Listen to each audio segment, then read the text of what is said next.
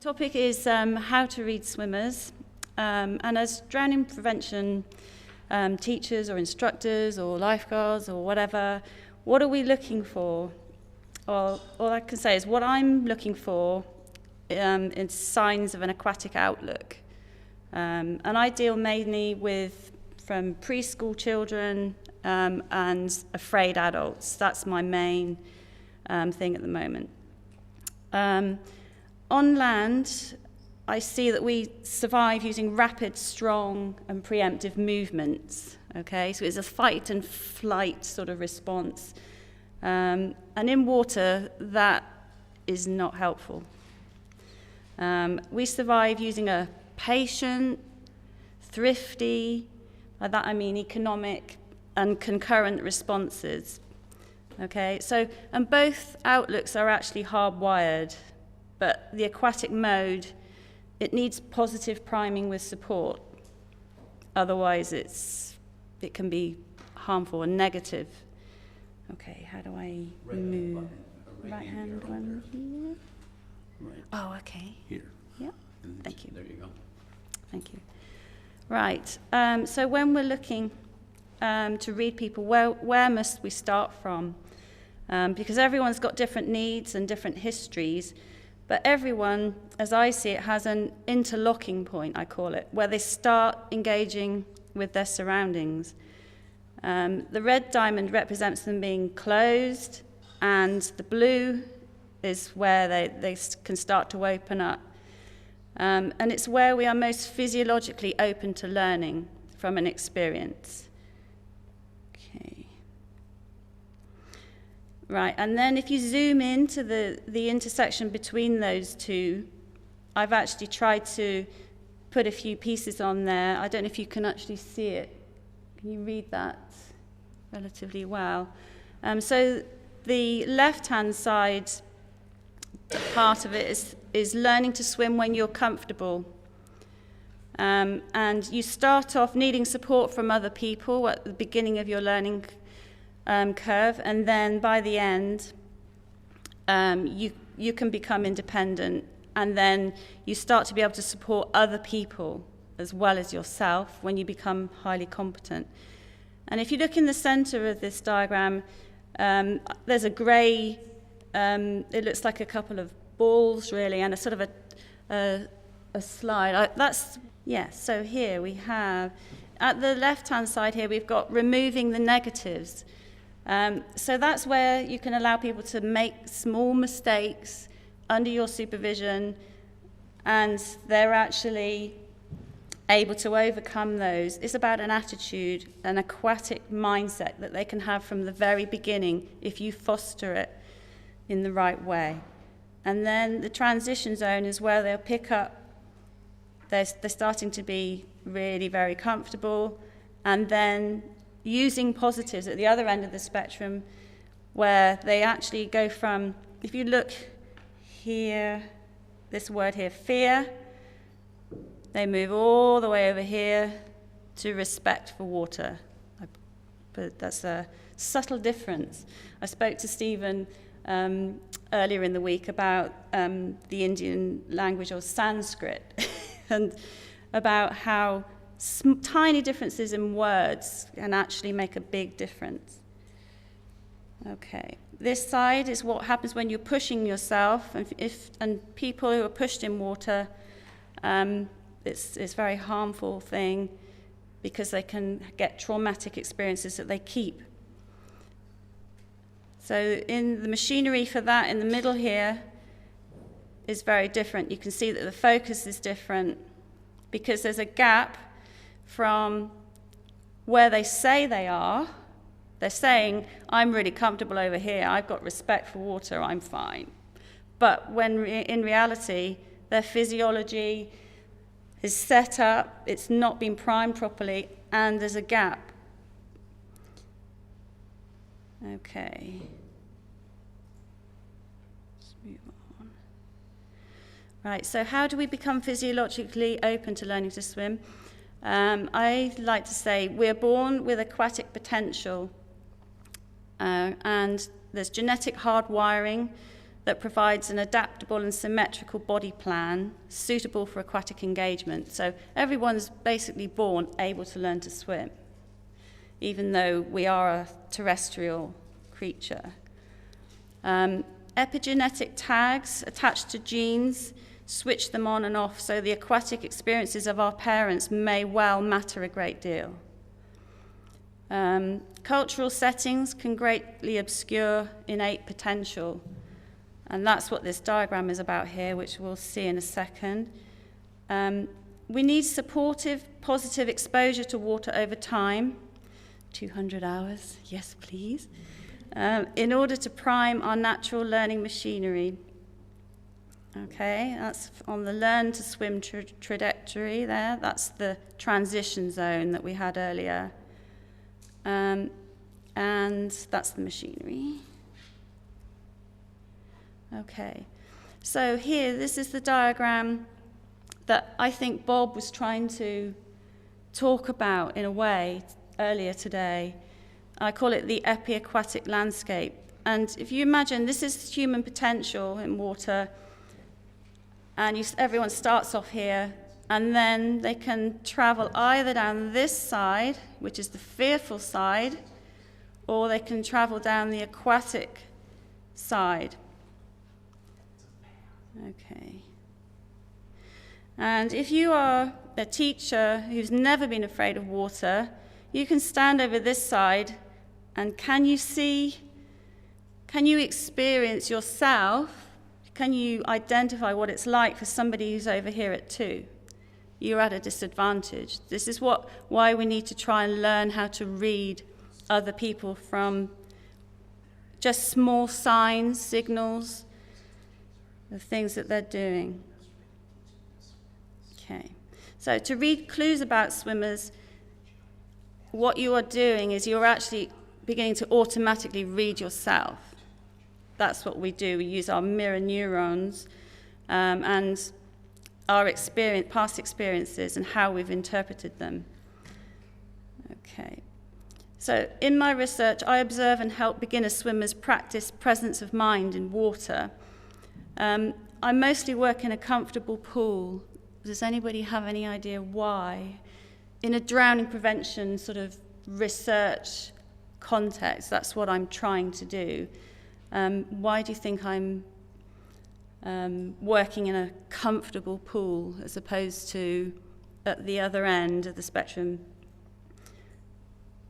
Yes, well, an epi-aquatic landscape would say you want to go to the attractor states, and a comfort pool is exactly where you want to be. Yeah, fantastic. Yes, thank you, Stephen. Let's make that nice. You didn't tell me the answer to that. No, that's great. Okay. Right, so I have some tips here for reading swimmers. This is a fraction, and there's way too much on here. There are a few really important ones. One of them is, as a teacher, if you can ever get the opportunity to go underwater with your people, you are on a winner, because you're going to be able to see a whole world more clues than you ever will from the surface. It's a really good place to be. The daily environmental conditions that learners live in govern habituation rates. So if you imagine you're living in a nice centrally heated house, it's going to have an impact if someone says to you, right, let's come to a pool that's got the temperature's pretty low. It's going to impact you. I like to look out for automatic nasal breathing caused by a heightened state of alert. So a lot of people that I witness, they're very calmly stood there, and they've got I'm talking to them, and they've got their mouth closed. And with the things that they're doing, that's a really strong indication that they are actually in quite a panicked state. They could be perfectly fine. They could talk to you, look you in the eye, etc., but they are stood there with their mouth closed. Holidays often lead to breakthroughs in returning swimmers who've been practicing self-control. This is something that I've noticed. and cessation of attendance in those who have practiced panic. So sometimes somebody will slip through the net, my beady eye, and I realise that they've actually been practicing panic the whole time. They've looked totally calm. It's only a few people that they can really hide what is going on inside. Okay. Right, so the rest on there I think we'll have to skip because I'm worried about Stephen coming and standing next to me. Okay, so remember who the lessons are actually for. Parents and organisations can actually get in the way. They can get in between and try and stop you crossing that gap. You're trying to actually cross an empathy gap for these people. And our motives are actually driven by openness to water ourselves, ownership of experiences, personal beliefs and desires, cultural rules, and what I call available energy. Right, so available energy and vagal tone. This is where, when I was listening to Mike Tipton's presentation, I thought, oh my goodness, this is just like my slide. It was quite extraordinary. I told you, didn't I? So we are making hidden energy calculations for everything we're doing, and the vagal nerve sets the tone. So the vagal nerve joins up all of the major organs, and a low vagal tone is where there's you're in a state of alert. You have a higher sensitive heart rate, and as you can see, the activities down the side here, they have a high energetic cost because you are in that mode. You're in that terrestrial mode. Okay. The activities with a lower energetic cost are over this side in blue, and as you can see, there's a passive existence exploration in the here and now. Nobody's distracting you, you're doing what you want, and you're actually investigating what you need to investigate. Okay.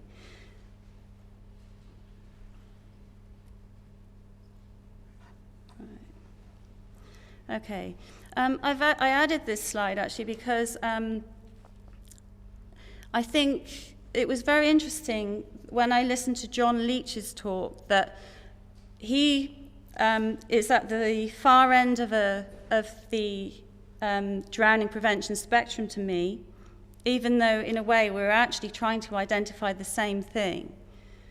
And from my perspective as a geologist, and I've also looked into biorobotics. Some of the things that are coming out in biorobotics are quite fascinating at the moment about how movements, ergonomics and things happen, how they form and evolve. So if you see here, human aquatic abilities are comparable with other mammals in an aquatic cultural setting if the human being is in an aquatic cultural setting. And the origin of obligate bipedalism is often cited as having occurred in a terrestrial setting when water basically is really very supportive. There's not really, it's a very complex problem, unpicking evidence about how we ended up being bipedal. It's nowhere near simple. And it seems very unfair to actually discount any involvement of water. We all have needed water for thousands of years. It seems crazy. Okay. Let's see. In the world of robotics, homeokinesis is an integration of physical, neural, synaptic dynamics of the brain-body system. And there's a little clip that I won't show you on here because I'm frightened of going on the internet. Brendan has told me horrible stories about what happened there. But if you wanted to have a look on that clip, there's a clip of somebody put into a computer program evolving swimming creatures, just mathematically reacting with their environment. So it's happening just from the dynamics, the parameters that they put in. It's really fun to look at that. Okay. This is the components of negative priming that everyone would know, that are really very visible, but there's a very interesting one here at the top, high sensitivity. This is about the nasal breathers that you see. It's the sense of smell is tied up very much with it's a very primitive part of the brain, and it's an early warning system. So that's why they are nasal breathing. And then at the bottom here, you'll see they're feeling vulnerable, and it's this concept of peripersonal space, which is now developing in science, where it's about in the brain that you actually have, I don't know if you've heard of the experiment where somebody can actually be made to believe that they're stroking a rubber hand, and they can feel that hand is actually theirs.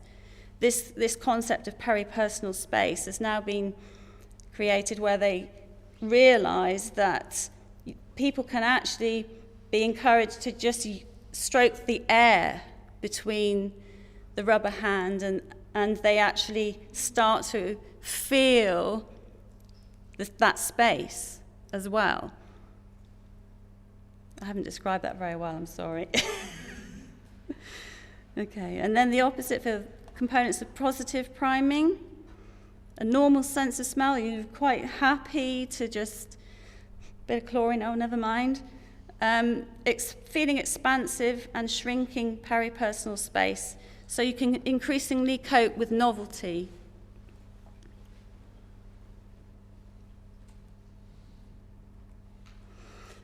This diagram is something I've developed over a period of time, and it's about the transition zone. And what it is, it's purely examples of what I could see happening in somebody as they're learning to swim. They get these sort of aha moments, these sort of interlocking points where it's very clear something has happened. They've put two and two together. Ah, right, I felt that float. I get it. I've never felt that before. That was great. Okay, so these are verbal clues. These are things that they'll tell you, I've worked this out. Sometimes they lose it again, and then it will come back later. But that first thing is the first step, and I think it's about putting extra senses together, joining them up, until it actually really does stick. So it's a really quite a complex looking diagram, but it's just a way of recording what I saw. And these pieces under here are the sort of motives, the hidden motive to do with that homeostatic control. How much energy is this going to take me? Am I going to be able to do this? The things that perhaps I've been asked or I'm asking of myself. Okay. And this is a little diagram illustrating the two sides of the coin, the engine, the machinery, what's going on underneath. Okay, so if you're pushing yourself, you're trying to start from a position of respect. Sometimes that can be fearful respect. I don't want to go there. And you're going against the grain, against your natural machinery, you're being pushed. Eventually, it can be fun to do that, though, when you actually know how to swim. And this is, it's all right, I'm nearly finished. This is the end of the spectrum now where people are actually interested in teaching. They've learned to swim, they feel happy, they've mastered strokes, they've had a great time, and they want to give back. And this is where they start to realize that there's an empathy gap. Some people, hopefully, if they have learned this way, the aquatic way. Okay. Here's some references for looking up, if any, because I've attached references to some of the pieces about the evidence for John. I think I admire his work immensely, and I think we are at two ends of a spectrum that are real, and we're both starting to focus in on what is happening. But definitely there's a lack of research in this end of the spectrum.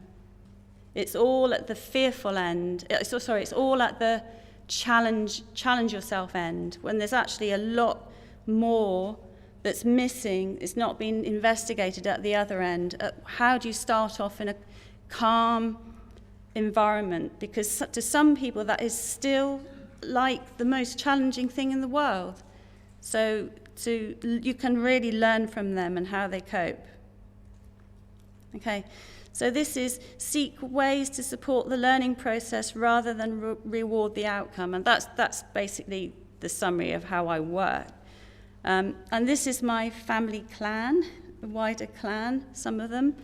We went to a water park and we're all wearing life jackets. Can you spot somebody in there who's not comfortable for whatever reason?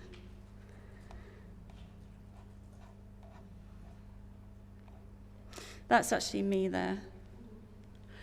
The one behind you. No. No? No. No. No. It's me. And can you see my hands are straight and my face, I'm pulling a face? It's basically because I broke my toe. This little girl here is my niece, and she was sat on a sort of a float, and the idea is you're meant to jump on the other end of it, and then as you land on it, she will be propelled up into the air and into the water. But unfortunately, I didn't listen to the instructions properly, and I tried to land with my feet first, so I bent my toe. And that says a lot, doesn't it, about making small mistakes in a safe environment, because this environment with the water park is wonderful. It's like come and practice life-saving. It's open air, it's in a lake. You've got your life jacket on, you all have to put your life jackets on, you're all there as a family, you all have to pull each other up by the straps. You're not allowed to do it by pulling your arms, because your life jacket gets stuck over the floats. You slide in, you feel really safe because you're not going to get trapped under the floats. You've got somebody watching you. I thought it was fantastic anyway. Okay, and that's it. Thank you. Thank you.